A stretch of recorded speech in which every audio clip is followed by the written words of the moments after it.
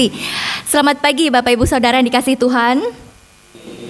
Ada semangat pagi hari ini?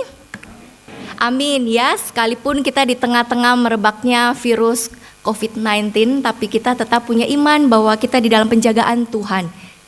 Meskipun begitu, kita pun juga tetap harus belajar untuk bijak dalam menjaga diri, menjaga kesehatan kita, anak cucu kita ya. Oke, mari kita akan mendengarkan firman Tuhan, namun sebelumnya kita berdoa lagi sejenak. Bapa, kami menyerahkan waktu yang singkat ini ke dalam tangan Tuhan. Engkau berbicara kepada setiap kami Tuhan. Tolong juga hamba-Mu Engkau pakai di dalam segala kelemahan dan keterbatasannya, sungguh boleh menjadi berkat bagi setiap kami. Terima kasih Tuhan, terima kasih. Terpuji nama-Mu, kami berdoa di dalam nama Tuhan Yesus Kristus. Amin. Nah, Bapak Ibu Saudara, kita akan belajar satu tema hari ini.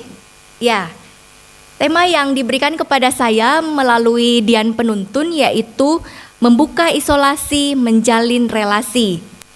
Ya, mari kita lihat apa maksudnya. Pertama-tama kita lihat video ini sebelumnya. Mari video pertama.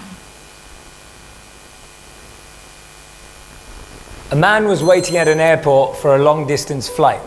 His flight was delayed, and so he had a little spare time. He saw a deal on some cookies and thought he should treat himself.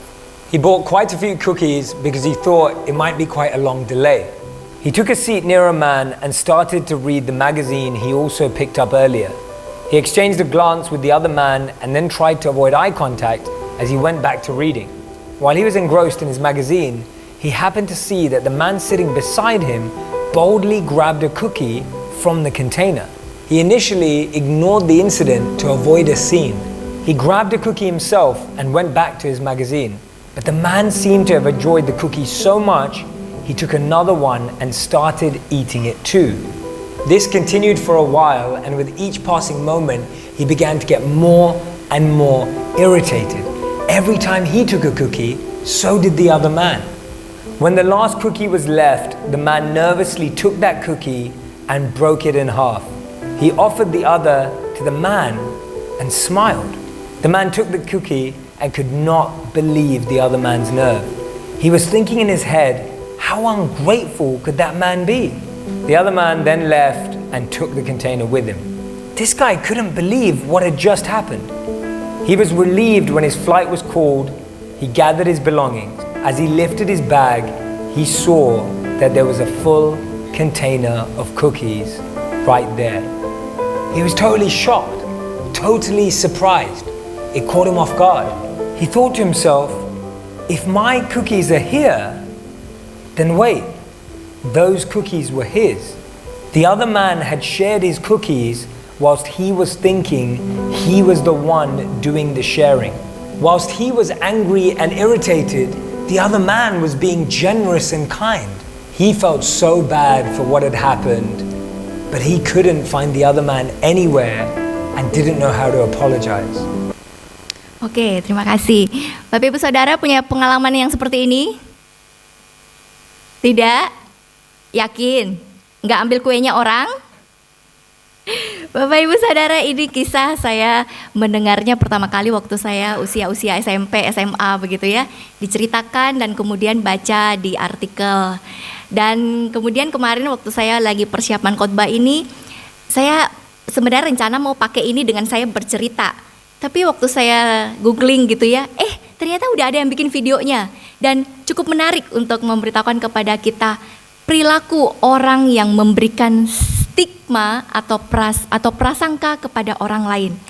Diceritakan, dikisahkan tadi si bapak itu beli kue gitu ya sambil nunggu pesawat yang delay. Beli kue, dia pikir kuenya dia yang ada di depannya, bukan? Nah, setelah itu tapi kemudian orang yang ada di sana itu makan kue juga yang sama. Dia berpikir bahwa orang ini berani-beraninya ambil kue saya. Sudah ambil kue saya nggak minta lagi, ya ambil makan seperti biasa seolah-olah punya dia. Perasaannya pasti, berani banget, nggak tahu malu banget, kok bisa ya ada kayak begitu ya. Nah orang yang diambil kuenya itu merasa baik-baik aja, maka karena itu dia juga makan aja kuenya, makan aja terus begitu. Sampai terakhir barulah bapak ini menyadari bahwa astaga, ternyata saya sudah makan kue orang. Ternyata kue saya masih ada di sini nih. Belum kesentuh sama sekali, masih ada, masih utuh. Kalau begitu, kue yang tadi yang saya makan sambil perasaan saya jengkel, sambil perasaan saya marah mungkin, sambil saya ngomel-ngomel dalam hati, nggak tahu malu banget nih orang nyambil punya orang. Ternyata kuenya si bapak itu. Malu nggak sih Bapak Ibu? Malu ya? Nah, tetapi itulah yang seringkali terjadi dalam kehidupan kita. Seringkali kita pun juga menaruh stigma kita, prasangka kita kepada orang lain, terutama kepada orang yang kita anggap tidak sebaik, tidak sesuci, tidak sebenar kita. Kita menempelkan mereka, melabeling mereka dengan stigma-stigma yang ada. Mungkin kita berkata, dasar pemalas, dasar telang telat, dasar begitu aja gak bisa, dasar dan dasar-dasar yang lain. Bapak Ibu bisa tambahkan, saya pikir kita semuanya jago untuk menambahkan itu ya. Nah, itu yang terjadi dalam kehidupan kita. Tetapi firman Tuhan pada hari ini mau mengajarkan kepada kita bahwa hidup berdamai dengan Allah, diri sendiri dan sesama adalah tujuan yang perlu kita capai. Untuk dapat hidup berdamai dengan Allah, diri sendiri dan sesama kita, maka kita perlu membebaskan diri kita dari sekat-sekat pemisah relasi berupa stigma dan prasangka buruk akan sesama kita. Bapak Ibu Saudara, Yohanes menuliskan kisah seorang perempuan Samaria yang bertemu dengan Tuhan Yesus. Kisah ini syarat akan pengajaran. Namun, pada hari ini kita akan belajar beberapa poin saja yang berfokus pada tema dan tujuan kita. Poin-poin itu berfokus pada apa yang dialami perempuan Samaria itu, apa yang dilakukan Yesus terhadap perempuan Samaria itu, dan kemudian apa dampak dari usaha Yesus terhadap perempuan Samaria itu. Mari kita lihat satu persatu. Nah, saya percaya kita semua pernah mendengarkan kisah ini, bukan? Ada yang belum pernah mendengarkan kisah tentang perempuan Samaria yang bertemu dengan Tuhan Yesus? Ada? Ada? Gak ada? Semua pernah bukan?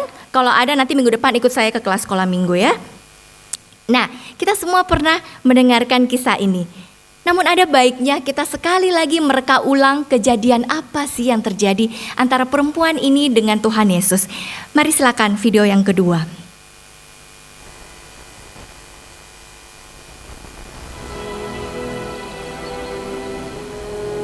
Jesus taught that God treats even the worst sinners not as enemies to destroy, but as lost sheep whom he seeks to rescue and restore to his flock.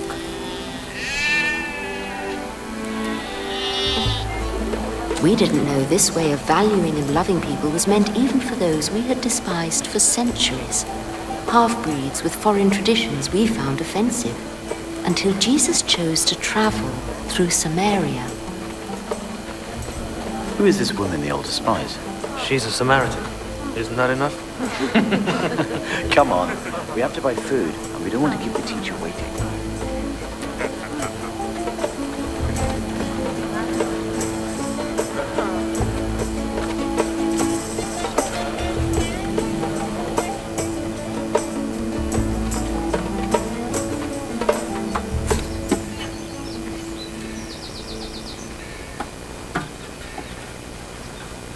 Will you give me a drink? You are a Jew. I am a Samaritan woman. How can you ask me for a drink? If you only knew what God gives and who it is that is asking you for a drink, you would ask him, and he would give you life-giving water. Sir, you have nothing to draw water with, and the well is deep. Where would you get that water? Perempuan itu bilang, engkau nak It was punya our ancestor timba, Jacob who gave us this well. bagaimana bisa minum air? He and his children and his flocks all drank from it. Kemudian You don't percakapan claim to be berlanjut. greater than Jacob, do you? Everyone who drinks this water will get thirsty again. But whoever drinks the water I give them will never be thirsty again. The water I give them will become in them a spring, welling up with eternal life. Sir, give me that water. Then I will never be thirsty again. Nor will I have to come. Berikanlah saya air hidup itu supaya saya tidak perlu minum air Go and call lagi. your husband and come back. I don't have a husband. You are right when you say you don't have a husband. Percakapan You have tentang been married to suaminya. 5 men. And the man you live with now is not really your husband. You have told me the truth. I see you are a prophet, sir. My Samaritan ancestors worshipped God on this mountain. But you Jews say Jerusalem is the place where we should worship God. Believe me, woman, the time will come when you will worship the Father neither on this mountain nor in Jerusalem. You Samaritans do not really know whom you worship. But the time is coming, and is already here, when by the power of God's Spirit people will worship the Father as he really is, offering him the pure worship that he wants. God is Spirit, and only by the power of his Spirit can people worship him as he truly is. It's that woman. What is he doing talking to her? Does he know who she is? I know the Messiah will come.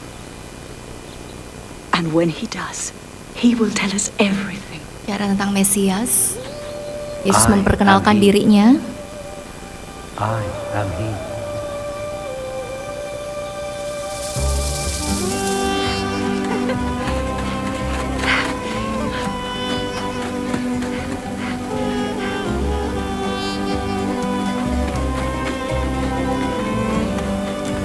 Dengan sukacita perempuan itu menerima kebenaran. And see the man who told me everything I've ever done. Dia mengabarkan kepada orang-orang lain yang ada di kotanya bahwa dia telah bertemu dengan Kristus. Promised prophet? No, can't be. Come and see. Come. Dan orang banyak pun pergi menemui Yesus. I have food to eat that you know nothing about. Did someone bring him food? My food is to obey the will of the one who sent me and to finish the work he gave me to do. The crops are now ripe and ready to be harvested.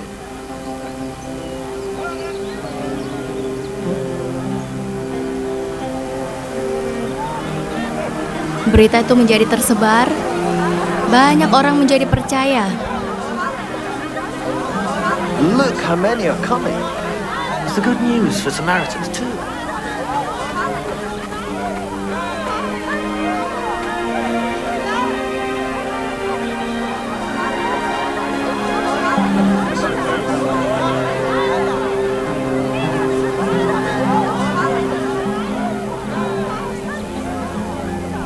The people of the town came to Jesus and begged him to stay and teach them.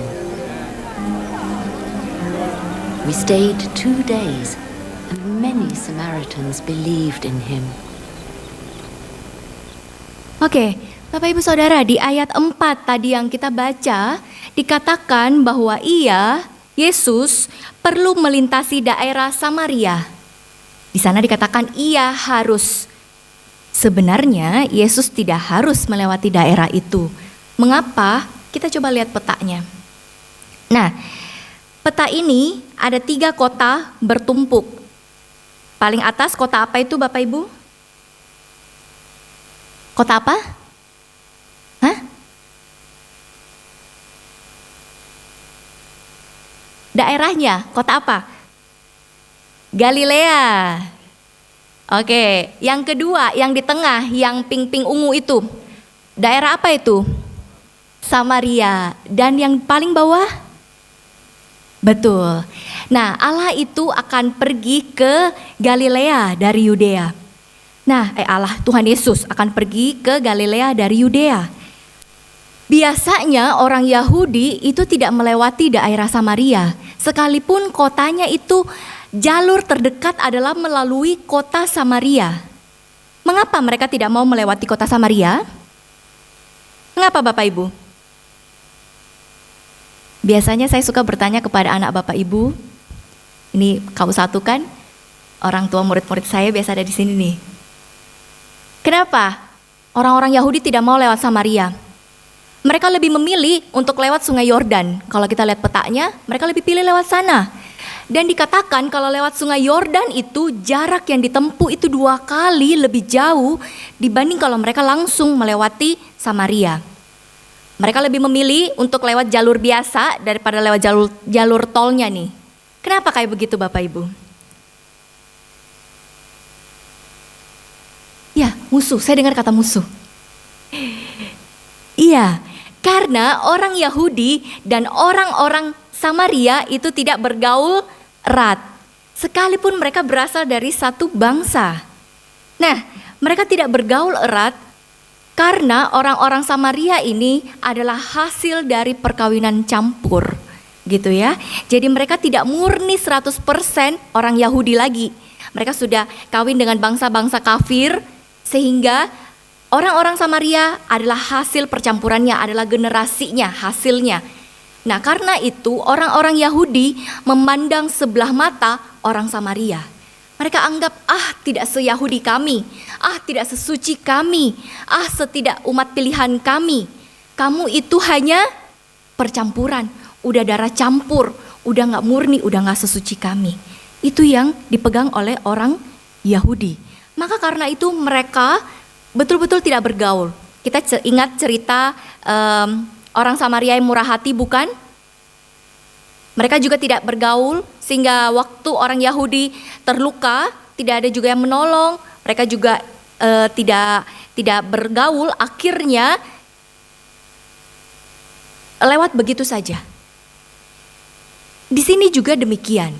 Karena mereka tidak bergaul erat, maka sebagian besar pada umumnya orang-orang Yahudi tidak mau melintasi daerah itu. Daripada harus ketemu dengan orang Samaria, mending gue muter jauh aja deh. Mending gue lewat Sungai Yordan. Itulah yang dilakukan oleh orang-orang Yahudi. Tetapi pada hari itu Alkitab memberitahukan kepada kita, Yesus berkata, ia harus melewati daerah itu. Bapak Ibu, mengapa Yesus mengatakan ia harus pergi ke sana? Mengapa Bapak Ibu?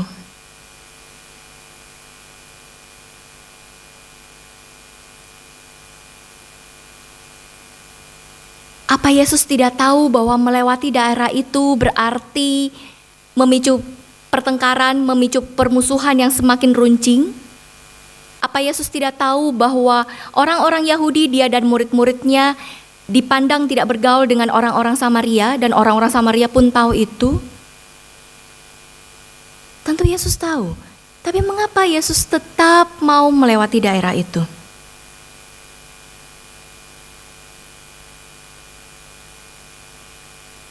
Bapak Ibu Saudara, semua ini ada di dalam rencana kasih dan kemurahan Allah. Yesus sengaja untuk melewati daerah itu, singgah di sebuah sumur untuk menemui seorang perempuan Samaria. Jadi di dalam rencana besarnya Tuhan, di dalam rencana agungnya Tuhan, Yesus tahu nanti dia akan ke sana, dia akan pergi ke sumur. Pas waktunya, waktu dia lagi di sumur, ada perempuan datang timba air. Dan di sanalah dia akan melakukan tujuannya bagi perempuan ini. Sungguh sebuah hal yang indah bukan kalau kita lihat sampai di sini ya. Mengingatkan kita pada kisah Sakeus. Masih ingat kisah Sakeus? Yesus harus melintasi kota itu. Pas Yesus jalan, Sakeus ada di atas pohon. Tepat waktunya, karena memang Yesus mau melakukan sebuah keselamatan bagi Sakeus. Demikian pun dengan ini, di dalam rencana besar Allah tahu bahwa dia harus melakukan sesuatu kepada perempuan Samaria ini. Yesus menemuinya, membereskan apa yang dialami, apa yang dirasakan perempuan ini, dan memberikannya air hidup yang sejati, memberikannya damai yang dia perlukan. Itu yang dilakukan oleh Tuhan kita. Nah Bapak Ibu Saudara, ayat-ayat selanjutnya dikatakan bahwa perempuan ini pergi ke sumur pada waktu pukul 12 siang. pada saat matahari lagi terik-teriknya tuh. Normalnya orang-orang kalau pergi ambil air biasanya waktu-waktunya waktu kapan Bapak Ibu? Pagi hari ya. Tafsiran mengatakan mereka biasanya pergi pagi hari. Kadang-kadang juga pergi sore hari. Nah, tapi perempuan ini pergi jam 12 siang. Kita tidak tahu secara pasti mengapa perempuan ini pergi di jam 12 siang. Ada yang mengatakan, oh karena dia tidak mau antri daripada pergi jam pagi-pagi gitu ya, jam-jam pagi, jam-jam sibuk, di mana semua perempuan-perempuan juga ikut untuk ambil air. Mending dia pergi siang-siang aja, di waktu sudah mulai sepi, nggak ada orang, baru deh bisa ngambil air sepuasnya. Ada yang mengatakan demikian. Ada juga yang mengatakan perempuan ini pergi ke sumur pukul 12 siang itu untuk menghindari cibiran, menghindari penolakan yang dihadapinya. Karena status sosial yang dimilikinya, masa lalu yang dimiliki oleh perempuan ini membuat dia mengalami penolakan, membuat dia mengalami stigma yang ditempelin kepada dia, membuat dia di-labeling, membuat dia diberikan prasangka-prasangka dari orang lain kepada dirinya. Karena itu daripada dengar gosip-gosipnya ibu-ibu, perempuan-perempuan yang lain, mending gue pergi jam 12 siang aja. Ada yang mengatakan seperti itu. Saya cenderung lebih memegang kepada tafsiran atau paham yang kedua, bahwa perempuan ini menghindari cemoohan itu, penolakan itu, dan dia mengambil jam-jam yang lebih sepi. Juga kita bisa melihat bahwa perempuan ini memang pergi sendiri, bukan? Biasanya ibu-ibu, perempuan-perempuan kalau pergi mengambil air, mereka pergi bergerombol. Banyak orang begitu ya, rame-rame, mungkin sambil ambil air, sambil cerita-cerita, sambil gosip-gosip, rame. Tapi perempuan ini pergi sendiri. Tidak ada teman, dia juga gak ngajakin teman, dia juga gak diajak, pergi aja dia sendiri. Berjalan dari kotanya, dari rumahnya, mengangkat tempayannya yang kosong, berjalanlah dia ke sumur itu. Seperti biasa, perempuan ini keluar untuk mengambil air seperti hari-hari yang sudah dilewatinya. Dia pergi sendiri, tidak ada orang yang menemani. Sumur air, tempayan air, seolah-olah menjadi saksi yang indah pada hari itu. Perempuan ini ketika dia berjalan ke sumur itu, tidak pernah terlintas dalam pikirannya bahwa hari itu akan menjadi hari bersejarah bagi dia. Hari di mana dia tidak pernah melupakan. Dia tidak pernah menyangka ternyata pada hari itu dia akan bertemu sumber air hidup yang sejati, Yesus Kristusnya. Dia berjalan seperti biasa saja, sampailah dia ke sumur itu. Bapak Ibu Saudara, itulah yang dilakukan oleh Tuhan kita. Mengatur semuanya dengan begitu sempurna, mengatur semuanya dengan begitu pas. Dia harus lewat Samaria, pas di jam 12 siang, perempuan itu biasanya keluar ambil air. Tuhan Yesus duduk di sana melepas lelah sambil murid-muridnya pergi mencari makanan. Pas banget perempuan itu datang dengan tempayan air yang kosong untuk mau menimba air. Pas banget. Luar biasa ya, Tuhan kita dalam merancang semuanya. Begitupun dalam hidup kita. Ketika Tuhan Yesus bertemu dengan perempuan itu, Tuhan Yesus juga sudah melakukannya bagi kita semuanya. Tuhan Yesus juga pernah bertemu dengan kita pribadi lepas pribadi. Nah Bapak Ibu Saudara, Tuhan Yesus datang menemui perempuan itu. Mengapa Tuhan Yesus harus melakukannya? Ada banyak kok perempuan yang lain, ada banyak kok orang yang bermasalah yang lain. Tapi Yesus memilih perempuan Samaria ini. Ternyata dari kisah yang kita baca, kita tahu bahwa perempuan ini punya masa lalu yang kelam. Di situ dikatakan dia punya berapa suami? 5 suami Bapak Ibu. Saya punya 1 aja udah repot. Suami saya ada di atas ya. Tapi bener bukan? Bapak Ibu punya istri satu aja udah cukup bukan? Hah? Ada yang mau lebih? Jangan Bapak Ibu, satu aja repot. Tanya suami saya coba. Ya, punya satu istri, punya satu suami sudah cukup. Ya, Tuhan bilang satu-satu saja. Tapi ini punya 5. Wah, luar biasa. Ya, dia melakukan poliandri mungkin ya. Jadi 5 suaminya. Kita tidak tahu bagaimana 5 ini. Apakah menikah, kemudian cerai, kemudian menikah lagi, cerai lagi, menikah lagi, cerai lagi. Mungkin bisa begitu. Ada tafsiran yang mengatakan demikian. Ada juga yang mengatakan bahwa perempuan ini mungkin menjadi simpenan, gitu ya. Ada yang mengatakan juga itu. Tapi Bapak Ibu, apapun tafsiran yang ada di luar sana, kita tidak tahu secara pasti. Yang jelas yang bisa kita pegang bahwa perempuan ini punya masa lalu yang tidak baik. Kita setuju dengan itu bukan? Ya, kita setuju dengan itu. Mungkin kita pikir, ya orang kawin cerai kan belum tentu salahnya dia. Betul, saya juga setuju. Tapi tetap masa lalu itu menjadi sebuah frame, menjadi pembentuk dari diri kita. Kita tidak bisa membuang masa lalu kita lagi. Bahwa iya, benar perempuan ini pernah kawin cerai sampai 5 kali. Dan sekarang pun hidup dengan pria, Alkitab mengatakan yang bukan suaminya.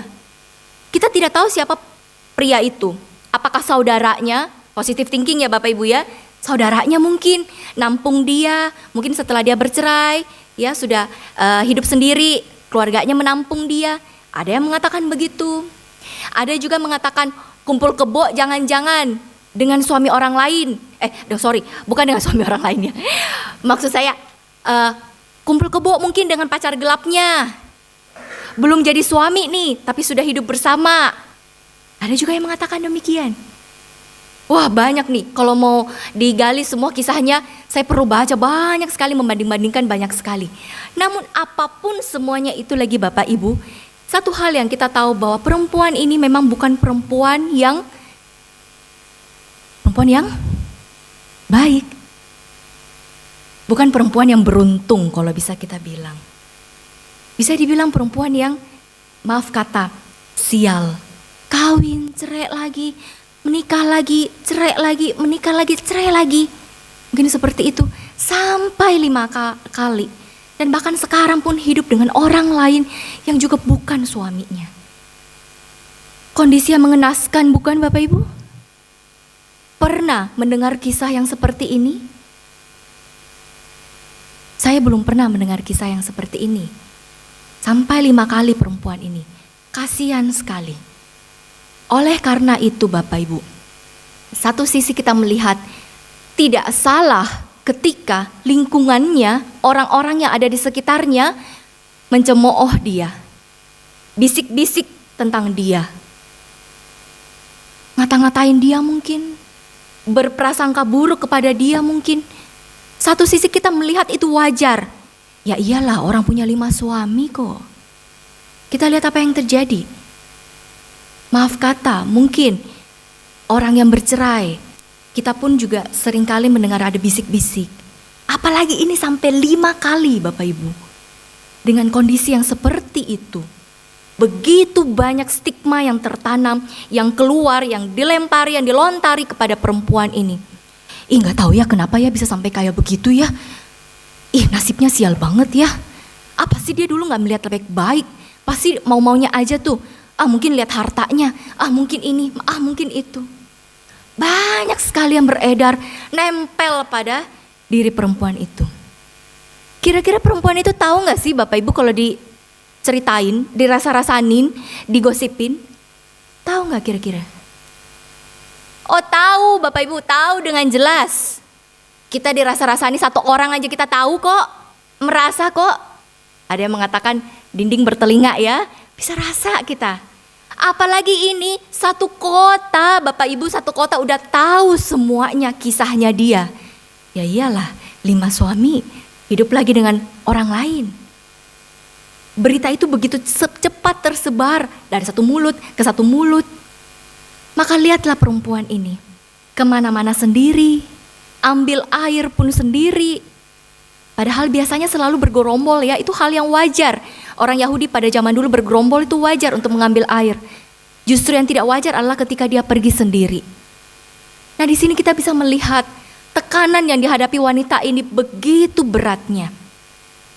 Satu sisi kita tahu, jelas perempuan ini punya kesalahan juga. Kita bisa terima itu. Dengan masa lalunya, kemudian itu terjadi, kita percaya pasti perempuan ini juga punya andil. Tapi terlepas dari semua itu Bapak Ibu, frame yang terbentuk adalah perempuan yang kurang baik. Perempuan yang nasibnya jelek, perempuan yang mengenaskan. 5 suami, tidak tahu sekarang hidup dengan siapa. Seperti itu setiap hari. Tekanan itu begitu berat. Ya, kita saat ini saja di dalam dunia yang modern, dunia yang sudah maju seperti ini ya, yang dunia yang bisa dibilang sudah tidak terlalu memikirkan lagi prasangka orang lah, apalah, sudah tidak terlalu. Tapi itu pun juga ketika kita melihat atau merasakan atau mendapatkan stigma-stigma, kita pun juga jadi kepikiran. Kita pun gak enak, kita pun stres. Apalagi di zaman dulu, di dalam masa hukum sosial itu begitu mengikat, perempuan ini mendapatkan stigma itu, mendapatkan prasangka itu. Berangkat dari kebutuhan wanita inilah, Yesus datang untuk menemuinya. Yesus mau membereskan semua yang dialaminya. Tentu kita sudah tidak bisa mengubah lagi masa lalu, bukan? Masa lalu sudah terjadi kok, nasi sudah menjadi bubur kok. Tapi yang Yesus mau bereskan adalah hati dan perasaan dari perempuan ini. Mengenalkannya kepada air hidup yang sejati, agar dia terpuaskan.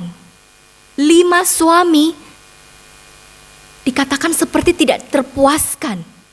Seperti kasih itu begitu bolong, perasaan itu, hati itu begitu, seperti ada lubang yang tidak bisa dipuaskan dengan kasih manapun. Maka karena itu Yesus datang, menawarkan kasih yang sejati itu kepadanya. Terjadilah percakapan di tepi sumur, dan perempuan itu, kita tahu bersama, pada akhirnya perempuan itu menerimanya. Ada sukacita ketika dia menerimanya. Nah, bagian ini Bapak Ibu, kita akan pelajari bersama. Khususnya di bagian memberikan stigma, prasangka kepada orang lain. Tema yang diberikan kepada saya adalah membuka isolasi, menjalin relasi. Isolasi apa yang harus dibuka? Sekat-sekat stigma kita, sekat-sekat prasangka kita, penghakiman-penghakiman kita kepada orang lain, kepada sesama kita, itu yang mau dibuka, itu yang mau dibereskan. Supaya kita kembali boleh menjalin relasi dengan orang lain, dengan Tuhan. Itu tujuan yang kita akan capai pada hari ini. Nah Bapak Ibu Saudara, mengapa kita harus membuka atau membereskan prasangka buruk yang ada di pikiran kita tentang orang lain? Mengapa kita harus membuang stigma kita, penghakiman-penghakiman yang sudah kita berikan kepada orang lain? Mengapa kita harus buang itu? Itu pertama kita akan temukan jawabannya. Kemudian, apa dampak setelah kita melakukan itu? Mari kita lihat satu persatu. Nah, Bapak Ibu, firman Tuhan berkata kepada kita, alih-alih kita ngurusin orang lain nih, punya 5 suami kek, kawin cerai kek, gak pintar ngurusin anak kek, usahanya gagal terus kek, daripada kita ngurusin orang, Tuhan bilang urusinlah responmu terhadap orang lain. Bukan masa lalu orang nih yang kita urusin, bukan keberadaan orang nih yang harus kita urusin, tapi respon kita, itulah yang harus kita kontrol, itulah yang harus kita bereskan, itulah yang harus kita tundukkan di bawah kaki Kristus. Hari ini kita akan belajar itu. Bapak Ibu jelas kita tahu, kita hidup di dalam dunia yang tidak pernah terlepas dari memberikan stigma, prasangka, penghakiman kepada kita. Bapak Ibu pernah ada orang yang berprasangka buruk kepada kita? Pernah mengalami? Pernah? Pernah? Pernah. Ini direkam ya? Jangan terlalu ya. Nah kemudian, bagaimana perasaan Bapak Ibu ketika diberikan stigma. Misalnya Bapak Ibu tidak demikian tuh, tapi orang ngomongin kita demikian. Rasanya gimana? Apa? Cuekin aja. Wah, luar biasa. Saya salut sama yang begitu ya, cuekin aja, masa bodoh deh. Lu mau ngomongin apa? Aduh, bagus. Andaikan saya bisa begitu ya. Apalagi respon kita? Sakitnya di sini, benar sekali Pak Dana. Luar biasa. Apalagi? Hah? Marah. Ii marah, betul. Wajar Ii, benar. Saya juga marah pasti, ya. Kita juga semua pasti marah. Yang lain apa?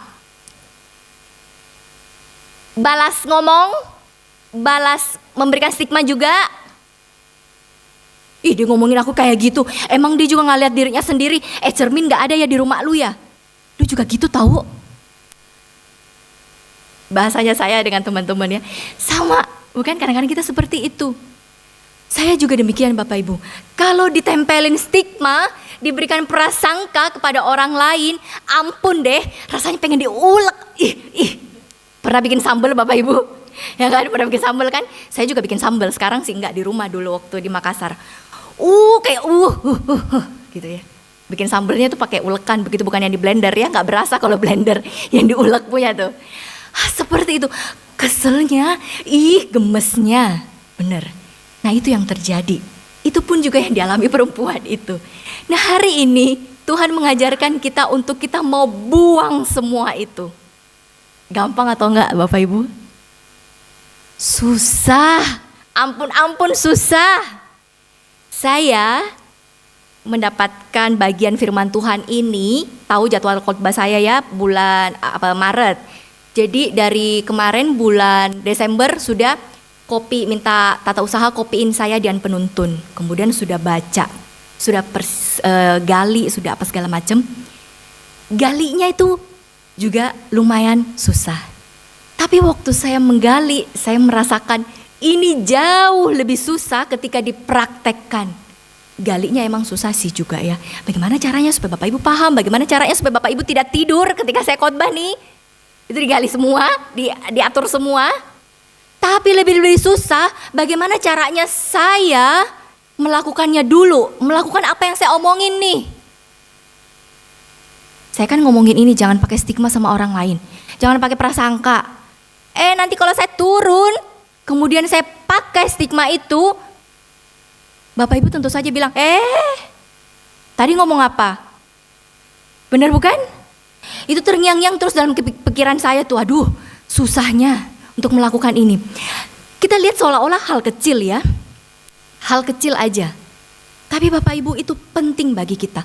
Mengapa penting? Sebentar lagi kita akan lihat dasarnya. Karena itu Bapak Ibu mari kita berjuang sama-sama. Saya pun juga sekalipun mengkhotbahkannya, saya pun juga berjuang untuk melakukannya. Cari aman ya Bapak Ibu ya. Bapak Ibu juga mari kita sama-sama berjuang untuk melakukan itu. Amin Bapak Ibu. Bersama dengan Tuhan, Roh Kudus dalam hati kita, kita bisa melakukannya. Amin ya. Nah kita lihat slide selanjutnya. Nah Bapak Ibu, dasar kita melakukan atau kita menghindari stigma, membuang stigma, tidak berprasangka buruk kepada orang lain, tidak menghakimi orang lain. Dasarnya itu adalah ini. Sebelumnya Bapak Ibu, sebelum kita terima Tuhan Yesus, kondisi kita seperti ini. Kondisi kita seperti berada di tepi jurang. Maksudnya kita berada di satu tempat, di tengah kita ada jurang, kemudian Allah berada di tempat satunya. Seperti gambar yang ini.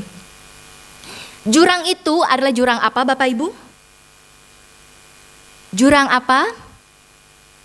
Jurang pemisah. Jurang pemisah, jurang dosa ya. Tentu jurang itu menjadi pemisah antara kita dengan Allah. Dan yang memisahkan itu adalah dosanya kita nih. Kita yang belum diselamatkan, hubungannya kita itu seperti demikian. Terputus dengan Allah, belum diperdamaikan. Ya, masih terputus. Memang tentu saja kita tidak melihat jurangnya nih. Ya, kita tidak melihat jurangnya, tidak merasakan jurang, bisa merasakan, tapi tidak melihat jurangnya. Ya, namun itu ada jurang pemisah antara kita dengan Allah, yaitu dosa kita yang belum terampuni, dosa kita yang belum dibereskan. Ini kondisi kita sebelum terima Tuhan Yesus. Bapak Ibu Saudara, adakah kita di sini yang masih berada di dalam kondisi ini? Ada? Jangan ya. Kita tidak lagi berada dalam posisi ini. Posisi kita itu sekarang di sini Bapak Ibu. Kita sudah terima Tuhan Yesus ada dalam diri kita sudah diperdamaikan. Seperti bacaan kedua tadi yang kita baca di dalam Roma, dikatakan bahwa Allah sudah memberikan dirinya menjadi penebusan, menjadi perdamaian untuk kita nih. Agar kita diperdamaikan, kutuk dosa itu dihancurkan, pengampunan itu diberikan, dan kita dibenarkan. Itu yang Allah lakukan bagi kita. Nah, lihat, salib Kristus sudah menjadi jembatan. Tidak ada lagi jurangnya. Kita dengan Allah sudah bisa connect. Hubungan kita sudah baik nih dengan Tuhan kita. Nah, balik lagi. Di dalam kondisi yang tadi, sebelum kita kenal Tuhan Yesus, pada kondisi ini, kondisi kita itu tidak bisa tidak berbuat dosa. Ya jelas, tidak ada kebenaran kok. Kita nggak tahu Allah kok. Kita belum dimerdekakan kok. Kebenaran apa yang kita mau pakai? Nggak ada. Maka karena itu, pada kondisi ini kita tidak bisa tidak berbuat dosa. Namun, setelah Kristus tinggal dalam hati kita dibenarkan, disucikan, dipulihkan, dimerdekakan. Pada kondisi ini, kita bisa untuk tidak berbuat dosa. Bapak Ibu sejauh ini bisa paham? Ya, tidak bisa berbuat dosa dengan bisa untuk tidak berbuat dosa. Bedanya karena kita punya Kristus. Nah, saya menganggap setiap kita berada di dalam posisi ini, bukan? Ya, kita sudah dimerdekakan. Nah, pertanyaannya Bapak Ibu, ketika kita berada di dalam posisi ini, maka kita disebut sebagai murid-murid Kristus. Setuju Bapak Ibu? Sudah dimenangkan oleh Tuhan, sudah menjadi anak-anak Tuhan, maka karena itu kita harus siap menjadi, udah ganti ya, siap untuk menjadi murid Kristus, ya. Nah, statusnya kita di sini kita adalah murid Kristus. Nah, pertanyaannya, apa tandanya, apa ciri-cirinya seseorang yang jadi murid Kristus? Dia kenal Tuhan kan? Oke. Itu yang kemudian membuat dia jadi murid Kristus. Tapi apa yang kelihatan seseorang menjadi murid Kristus? Yang kita lihat dia, kita tahu, oh ya, dia seorang murid. Apa yang membedakan antara murid Kristus dengan tidak murid Kristus? Kasih. Apa karena murid Kristus ikut komsel, belum murid maka tidak ikut komsel? Tidak. Tentu saja tidak, ya. Seorang murid Kristus yang benar-benar sudah murid Kristus, lihat. Tandanya adalah dia memiliki spiritualitas Kristen. Apa itu spiritualitas Kristen? Ada yang mau bacakan untuk saya? Baca sendiri. Tega banget loh. Sudah dari tadi Pak, sudah dari tadi panjang ya liturginya GKI ya, sudah panjangnya dibacakan, setelah ini lagi mau baca lagi. Tega banget. Mari tolong bacakan kepada saya. Kayaknya lebih enak sama anak sekolah minggu ya. Joy, tolong bacakan Lause Joy. Biasanya begitu ya ke WW ya. Atau kadang-kadang, Catherine, tolong bacakan Lause. Pasti mau, Bapak Ibu. Ada yang mau bacakan saya? Spiritualitas Kristen adalah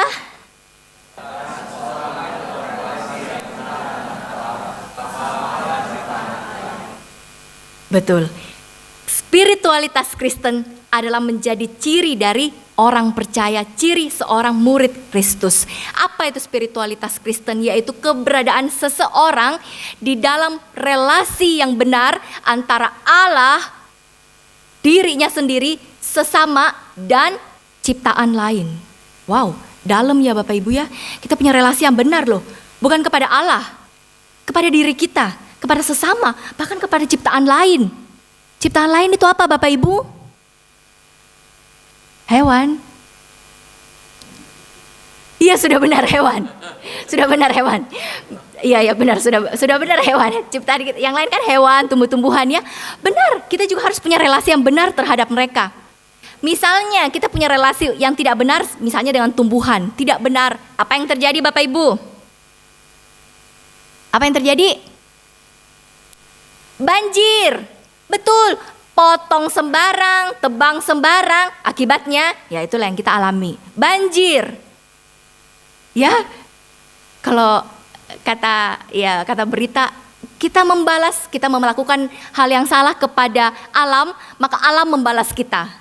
Nah ini karena tidak ada relasi yang benar. Salah satu contohnya ya. Tapi Allah mengatakan kepada kita, kita harus berada dalam relasi yang benar antara Allah, diri kita pribadi, sesama kita dan ciptaan yang lain. Nah, benar di sini kita turunkan lagi ya, benar dalam relasi yang benar. Benar itu apa? Benar itu yang bagaimana Bapak Ibu? Tidak mencuri, tidak merokok, tidak berzinah. Apakah begitu benar? Benar yang mana? Nah, Alkitab memberitahukan kepada kita, benar bukan what is atau apa yang biasanya terjadi atau apa yang berlaku umum, apa yang biasanya nih. Benarnya bukan demikian, tapi benarnya adalah apa yang seharusnya kita lakukan sebagai orang Kristen. Bisa paham? Yakin? Saya beri contohnya deh. Saya beri contohnya. Benar dan seharusnya. Contohnya misalnya begini Bapak Ibu. Kita sebagai orang percaya, orang yang sudah menikah, entah kita sebagai suami, entah kita sebagai istri. Kita sudah punya suami, kita sudah punya istri. Namun, kita juga makhluk sosial bukan? Kita juga punya teman, kita juga perlu berteman, bersosialisasi dengan orang lain. Maka, kita sebagai suami atau sebagai istri, kita punya teman-teman nih, lawan jenis. Saya bicara lawan jenis aja ya, sekalipun sekarang orang pernikahan sesama jenis juga ya. Lawan jenis aja. Misalnya, kita sudah menikah, entah suami, entah istri, kemudian kita berteman dengan orang lain dengan lawan jenis kita. Kita bergaul dengan dia, berteman dengan dia erat, chatting-chattingan lah mungkin, DM-DM-an lah di Instagram, menjadi telepon-teleponan lah, menjadi perhatian ini, perhatian itulah. Bapak Ibu, kalau yang terjadi, biasanya orang tuh menganggap itu gak masalah kok. Kan orang juga perlu berteman. Emang orang udah menikah, udah punya suami, udah punya istri, langsung tidak bisa berteman. Temannya semua putus hubungan, hanya dengan suami aja, hanya dengan istri saja. Enggak dong, kan kita juga perlu berteman. Kan gak masalah, gak ada apa-apa. Kan cuma kakak adik, misalnya. Kan cuma temen. Lama-lama jadi demen masalahnya. Bukankah itu yang terjadi Bapak Ibu? Kita seringkali mendengar itu bukan? Nah, bagaimana seharusnya?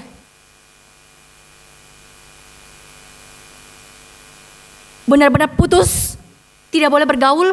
Saya perempuan, saya sudah punya suami, langsung teman-teman pria saya, teman-teman yang cowok-cowok saya, langsung tidak lagi dihubungi, chattingannya langsung di blok semua. Apa seperti itu? Tidak. Bagaimana Bapak Ibu? Bagaimana Bapak Ibu? Bapak Ibu pernah punya teman lawan jenis? Jangan dijawab. Bapak Ibu, untuk cerita ini saya punya pengalaman pribadi. Sebenarnya saya agak malu menceritakan. Tapi biarlah dengan ini Bapak Ibu bisa semakin meresapi apa artinya benar, apa artinya seharusnya. Supaya kita bisa masuk ke poin berikutnya. Saya tahun kemarin itu kan lagi kerjain tesis di Malang ya. Setelah menikah balik lagi kembali kerjain skripsi.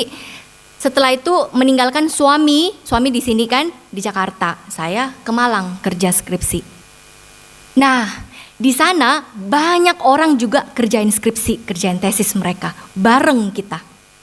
Kebetulan saya di dalam satu ruangan, saya pilih ruangan yang lebih tertutup begitu ya. Ya soalnya supaya nggak ke distract yang macam-macam, supaya saya bisa fokus kerja dan cepat selesai dan cepat ke sini. Kasihan suami saya soalnya. Nah, saya pilih masuk ke ruangan itu. Kebetulan teman saya cowok sudah menikah juga. Istrinya juga kebetulan ditinggal. Sama seperti saya, meninggalkan suami, dia meninggalkan istri. Istrinya di luar kota, saya juga suaminya di luar kota. Dia anaknya sudah beranjak remaja, punya 2 anak sudah beranjak remaja. Ini sekali lagi direkam ya, kayaknya nanti dia tahu nih. Nah, setelah itu bertemulah kita di dalam ruangan itu. Biasa aja, karena setiap orang yang mahasiswa skripsi itu punya mejanya masing-masing, begitu ya, dengan buku-bukunya, dengan apalah segala macam, dengan tisunya, dengan apanya segala macam di situ. Nah, ya perlu tisu karena banyak menangis di sana. Nah, setelah satu ruangan, kemudian kita mulai bercakap-cakap biasa aja. Pilih meja itu ya kok. Iya, aku di sini. Kamu suka di dalam ruangan ini ya? Iya, lebih tenang apa segala macam. Iya, aku juga loh suka di ruangan ini lebih tenang. Biasa. Kemudian pembicaraan bisa berlanjut. Udah sampai bab berapa? Udah kerjain sampai mana? Mulai ngomong, dia juga mulai ngomong. Akhirnya mulai lebih dalam. Maksudnya lebih dalam, sudah mulai ngomongin, iya nih aku ada kesulitan di sini nih. Iya nih aku ada kesulitan di sini nih. Sudah mulai lebih dalam bukan? Tadi cuma ngomongin ruangan, sekarang ngomongin lebih dalam. Lebih dalam. Bapak Ibu, saya itu tidak punya pikiran apa-apa. Sumpah mati deh, swear, walaupun gak bisa sumpah. Maksudnya bener-beneran gak ada sama sekali kepikiran apa-apa.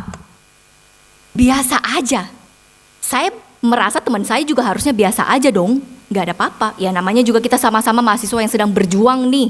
Satu meninggalkan istri, satu meninggalkan suami. Ya kan? Biasa aja. Tapi satu hari Bapak Ibu, teman saya ini, dia ngomong begini sama saya. Ellen, saya kerja skripsinya di bawah aja. Gak di dalam ruangan ini deh. Terus saya bilang, oh iya silakan. Maksud saya biasa aja begitu, lu mau di dalam kayak lu mau di luar, terserah. Saya juga biasa pindah-pindah. Oh ya gak apa-apa. Kemudian dia bilang begini, soalnya tidak baik kalau kita selalu sering bertemu. Waktu dia bilang begitu, saya, apa maksudnya? Begitu ya. Terus dia lanjut lagi, soalnya semakin ketemu, sering ketemu, kita sering kali ngobrol. Dan saya rasa itu tidak baik. Saya punya istri, kamu punya suami. Bapak Ibu, waktu dia ngomong gitu, Bapak Ibu tahu apa yang ada dalam pikiran saya? Saya tersinggung Bapak Ibu. Saya beneran, saya tersinggung. Saya itu dalam hati, ya elah, susu-susu, udahan juga. Maksud saya, Bapak Ibu bayangkan ya, anaknya itu udah remaja gitu loh. Saya sudah gak muda, ya kan? Dia udah married, anaknya udah remaja. Bagi saya, dia sudah cukup, ya sudah bukan lagi koko-koko, bukan lagi opa-opa Korea gitu loh, Bapak Ibu. Ya kan? Maksudnya, dan dia mengatakan itu membuat saya, emang dia pikir gue selama ini naksir apa sama dia? Emang dia pikir selama ini gue ajakin ngobrol misalnya, atau kita ngobrol, emang gue mau gitu ya? Gue punya suami juga kali. Itu yang terlintas dalam pikiran saya Bapak Ibu. Itu yang terlintas dalam pikiran saya ya. Benar-benar saya. Dan saya cukup malu waktu ditegur itu. Karena bagi saya, pokoknya saya sudah gak bisa ngomong dan dia ngomong kayak begitu, saya rasa muka saya sudah panas. Dan saya cuma bilang begini, oh oke kok. Kemudian dia turun, saya kembali ke meja saya. Di meja saya Bapak Ibu, saya ya ampun, bisa ya. Kok ada yang kayak begitu, kok bisa dia berpikiran kayak begitu ya. Emang gue ngapain ya, saya itu berpikir, emang gue ngapain. Gue kasih barang apa misalnya, enggak juga. Gue ngomong apa ya, enggak juga. Bahkan apa yang ngobrolin sama dia, saya cerita ke Roni, karena Roni juga tahu dia. Bisanya dia seperti itu. Tapi Bapak Ibu, setelah saya duduk lama, saya mulai berpikir, yang dia katakan itu ada benarnya. Bapak Ibu, orang sudah menikah, tetap harus ada batasan. Apapun yang kita bilang, enggak kok, buktinya apa? Banyak yang jatuh. Dari sekedar temen jadi demen. Beneran ini Bapak Ibu. Maka inilah yang saya angkat, karena saya juga pernah mengalaminya kan. Maksudnya saya bergumul juga di situ loh. Walaupun saya merasa saya dipakein stigma ya. Tapi ini saya mau beritakan kepada Bapak Ibu bahwa inilah batasan itu perlu. Batasan itulah yang kemudian menjadi yang seharusnya. Bukan benar.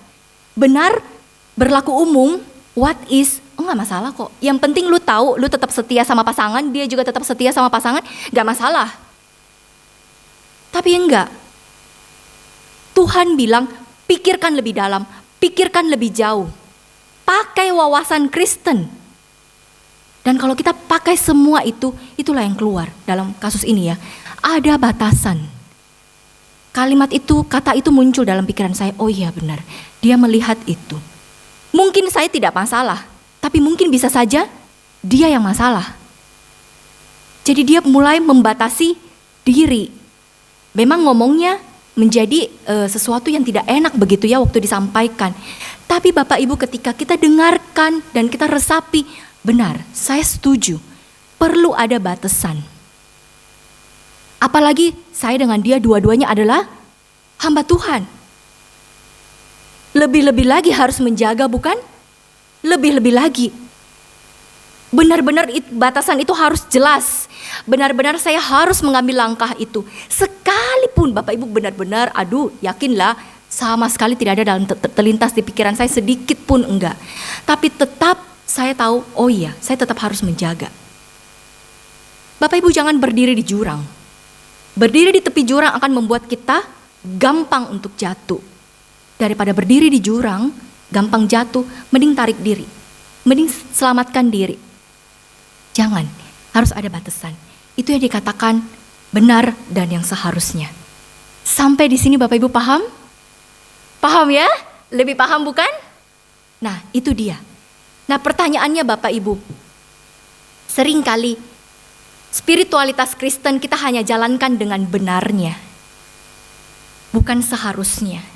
Untuk masuk seharusnya memang lebih lagi dibutuhkan penyangkalan diri ini loh. Bukan lagi sayanya, bukan, sudah buang semua manusia lama kita, lihat Kristus, lihat apa yang Kristus mau. Baru kita bisa sampai kepada apa yang seharusnya kita lakukan. Nah, hari ini itulah yang mau kita capai. Dasarnya kita tidak menstigma orang lain, tidak berprasangka, tidak menghakimi orang lain. Karena itulah yang seharusnya kita lakukan. Kebenaran umum, enggak masalah kok. Lah memang perempuan itu begitu. Emang 5 suaminya bukan? Suaminya 5 memang kan? Emang.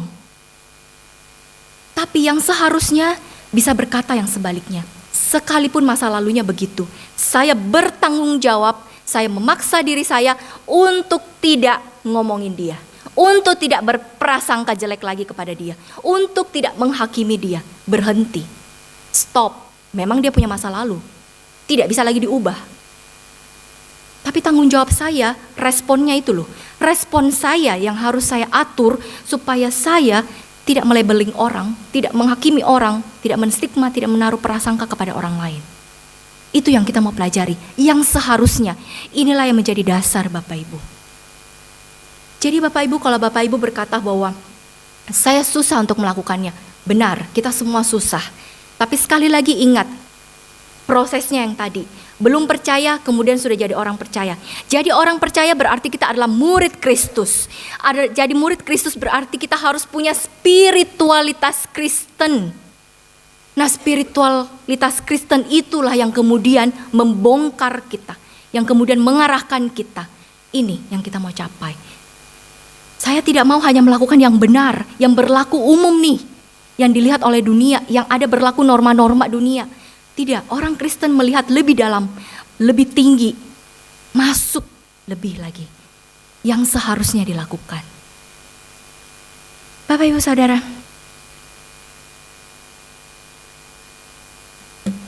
ketika kita bicara soal spiritualitas Kristen, Saya tadi terus bilang kita harus masuk lebih dalam pakai dasar itu. Nah sekarang pertanyaannya, dasarnya itu apa Bapak Ibu? Dasarnya apa spiritualitas Kristen itu? Udah ada contekannya. Firman Tuhan. Ya, dasarnya itu adalah Kristus. Kristus menyatakan dirinya kepada kita melalui firman-Nya. Itulah yang kemudian menjadi acuan bagi kita untuk kita tahu bagaimana melakukan yang seharusnya.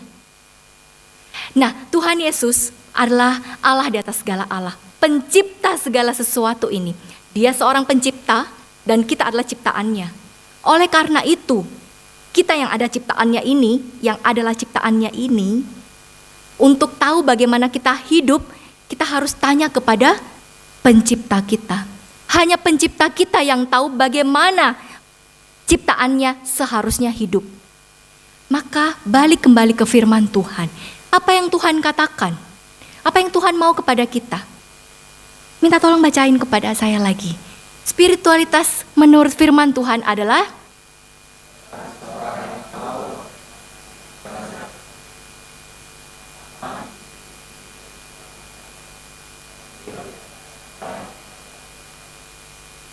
betul. Kita tahu apa yang harus kita lakukan karena sudah ada firman Tuhan. Kita tahu bagaimana kita berelasi dengan benar. Benar menurut yang tadi ya, seharusnya. Terhadap Tuhan, diri sendiri, sesama, dan ciptaan lain. Dan memakai apa yang sudah kita tahu itu dan melakukannya. Dan menghidupi apa yang kita tahu itu. Jadi kita tahu itu bukan hanya sekedar menempel di kepala kita. Bukan hanya di pikiran kita, bukan di otak kita, di kognitif kita. Tapi turun nyata di dalam hati dan lahir di dalam tindakan kita. Itu yang Tuhan mau. Nyata di dalam tindakan kita. Nah Bapak Ibu sampai di sini, susah nggak melakukan ini? Susah? Susah sekali. Makin susah, wah makin dijelaskan makin susah, saya gagal nih sebagai susah. Susah. Dalam bukan? Tapi Bapak Ibu, ketika Allah memberikan ini kepada kita, percayalah kekuatan juga diberikan kepada kita. Kita tidak berjuang sendiri. Ingat, ada apa di dalam diri kita? Ada Kristus, nyata berupa Roh Kudus, mengingatkan kita. Ayo Ellen, berhenti ngomongin orang. Ayo, jangan labeling orang. Dengarkan suaranya. Ayo jangan hakimi, coba lihat lagi, coba pakai sepatunya orang lain. Dengarkan suara itu Bapak Ibu. Tuhan memampukan kita. Kita lihat memang sulit, tapi ketika kita mencoba untuk melakukannya, satu kali kita berhasil, kita akan merasa, oh indahnya. Ketika perintah itu kita berhasil lakukan, indah sekali. Ada kekuatan di sana, ada penguatan dari Tuhan. Kita akan terus melakukannya. Jangan takut gagal. Tuhan ada bersama dengan kita. Bersama dengan Tuhan kita bisa melakukannya. Simple, seolah-olah simple ya. Saya belum pernah berkhotbah tentang stigma dan prasangka di atas mimbar secara jujur. Tapi Bapak Ibu, setelah diselidiki, inilah yang harus kita capai bersama. Spiritualitas Kristennya itulah yang mau digali. Nah, secara khusus spiritualitas Kristen itu satu bagian kecil yang dikeluarkan hari ini, yaitu jangan menstigma orang lain, jangan menghakimi orang lain. Kenapa? Bapak Ibu tahu, dengan kita menghakimi orang lain, memberikan stigma kepada orang lain, berprasangka kepada orang lain, jujur, apakah itu menolong orang lain itu? Tidak. Bapak Ibu misalnya punya anak, contohnya aja ya, punya anak. Terus kita bilangin dia dasar bodoh emang kamu. Bodoh banget. Anak kita bisa jadi pinter gak Bapak Ibu? Makin bego. Iya, jadinya makin bego beneran. Kita terus bilang anak kita nakal. Ih emang kamu nakal, kamu ya nakal gak seperti kokomu. Jadilah makin nakal lah dia. Beneran itu Bapak Ibu, beneran. Saya waktu kecil, bukan waktu kecil ya sampai SMA, mama saya, direkam ini ya, gak apa-apa lah emang kenyataan. Mama saya suka bilang begini sama saya, bodohnya kamu ini ya, gak seperti mama. Kenapa ya nggak ada satu anak pun yang ikut mama? Nilainya nggak bagus, nggak bisa musik. Ya kebetulan mama saya nilainya cukup baik. Kebetulan mama saya bisa nyanyi, bisa musik. Dan anaknya dua-dua, saya dengan adik saya sama sekali nggak bisa. Anak tetangga jangan-jangan 2 orang ya. Sama sekali nggak bisa. Dan mama saya suka ngomong, aduh bodohnya. Nah Bapak Ibu tahu, saya itu sampai SMA masih diajar sama mama saya. Bayangkan, usia mama saya masih ngajarin saya SMA loh. Ngajarinnya lagi nggak tanggung-tanggung, kimia. Ya, ngajar kimia mama saya. Dan setiap kali dia ngajar kimia, itu pelajaran yang saya paling tidak suka dan saya paling tidak mengerti. Benar-benar tidak mengerti dari dulu sampai sekarang. Dan sekarang pun tidak merasa pusing, tidak merasa butuh untuk tahu itu. Mama saya selalu bilang, bodohnya ini ya direaksikan begini, jadi begini. Kenapa gak bisa tahu? Kenapa begitu susah dikasih tahu? Saya bilang, gak tahu, gak paham. Semakin saya bilang begitu, mama saya... Sampai mama saya bilang, udah kamu pergi les saja. Sama, pergi les juga begitu, gak paham. Mama saya bilang, emang. Jadi waktu saya mau pergi sekolah Alkitab, mama saya bilang begini, pikir baik-baik. Maksudnya mungkin mama saya mau bilang, lu sekolah aja pas-pasan, lu pergi sekolah lagi, udah umur begini masih mau pergi sekolah lagi. Mampu gak lu? Mungkin mama saya mau berkata begitu. Biar, ini nanti direkam ya. Nanti mama saya akan dengarkan mungkin. Nah, itu yang terjadi. Semakin begitu anaknya semakin tahu tidak? Tidak. Saya semakin bencilah dengan kimia itu, pelajaran kimia. Semakin saya gak suka. Semakin benar-benar udah. Tidak menolong Bapak Ibu. Tidak menolong. Begitupun juga dengan anak-anak kita. Begitupun juga dengan labeling yang kita berikan kepada orang lain. Tidak akan menolong. Nah kalau begitu apa yang kita lakukan? Seperti Tuhan Yesus, sebentar lagi ya. Seperti Tuhan Yesus, ikut contoh, ikut teladan dari Tuhan Yesus. Melihat perempuan itu, Yesus tidak menghakimi. Yesus datang, berbicara dengan dia, mengajaknya menyadari bahwa ini keadaanmu, saya memahami, saya menawarkan air hidup, saya memberitahukan bahwa sayalah Mesias. Yesus melakukan semua itu. Dan pada akhirnya kita lihat Bapak Ibu apa yang terjadi. Apa yang terjadi setelah Yesus berkata itu? Perempuan itu bisa diselamatkan. Mari bacakan lagi kepada saya.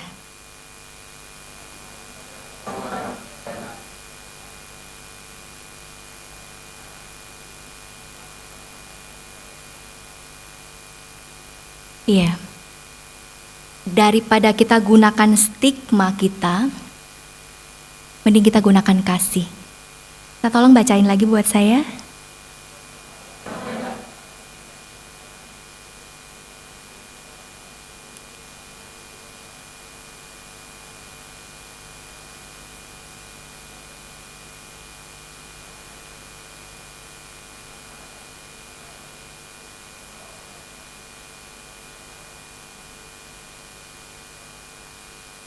Iya, daripada kita menghakimi orang lain, lebih baik tunjukkan kasih dan penerimaan kita. Tunjukkan Kristus itu nyata buat mereka. Daripada kita ngomongin orang lain tidak berubah, malah menjadi orang semakin sakit, orang semakin terluka, orang semakin tertolak. Dan kalau orang sudah mengalami itu, bentengnya sudah lebih tinggi Bapak Ibu, temboknya sudah lebih tebal. Tapi dengan Bapak Ibu menunjukkan kasih kita, penerimaan kita, beda hasilnya. Ini yang dialami oleh perempuan Samaria.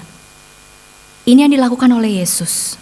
Sehingga Bapak Ibu, kasih dan penerimaan kepada sesama kita akan membawa orang lain untuk bisa datang kepada Kristus. Maukah kita melakukannya? Amin. Mari bersama kita tundukkan kepala.